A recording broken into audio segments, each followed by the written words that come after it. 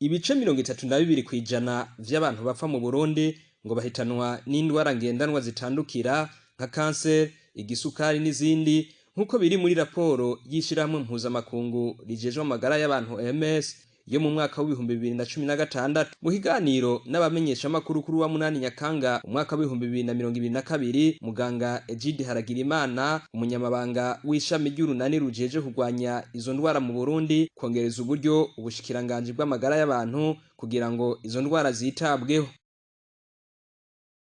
Biharo bishaje duheruka nta bishashe dufise nuko ingwara mu Burundi zingana zitwara zirepresente ibice 32 vy'imfu zose ziri mu Burundi. Z'imfu zose mu Burundi bo kubera twe dagira ibiharuro buri mwanya ivyigwa turavuga tuti nta kigo cerekana nka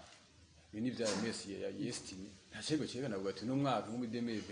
cha 2019 diabetes abantu banga hamwe muhova ubwo buryo nkuko muganga Ejoheza bivuga niho kuduza amakori ku bintu bimwe bimwe mbere ngo bitera izo ndwara nk'itabi n'ibindi.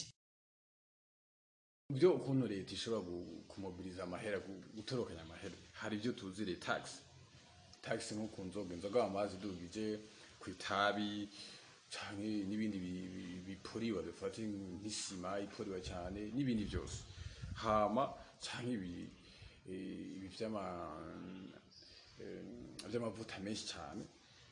ivyo rero yigize tax cyane ikakuraho subvention iyo usanga dufate nko kwimporta nk'itabi canke inzeye nibaza ko ata subvention irimo amateka arabivuga canke ibindi bintu nk'ibi vy'amagrese ugasanga hariho nka subvention bakayifuta rero iyo subvention bayafuse bagasha kuri tax aya mahera bacose bakayashira muri bya bindi nko muri mitiwele imitiwele nayo gashiyaha ikongeza igacituma iyo miti negashishikira abakozi. Sylvain abana bakize ajejwe kumenyesha makuru muri Semabu avuga ko leta ikwiye kwitaho izo ndwara ngo nka kurya yitayeho ikiza sida. Abana bakize atanga karore ko ubushikiranganje bw'amagara y'abantu bwari bwemeye gushiraho ikigo cyo kuvura ingwara ya cancer ariko gushika n'ubu ngo ntikirashigwaho. Haize imyaka 3 yari umushanje w'amagara y'abantu w'icurgeta Deni Kumana avuze ko yagiye kuboneka ikigo mu Burundi cyo kuvura kanseri. Twari twashimye baratanga n'ibiharuro bavuga ati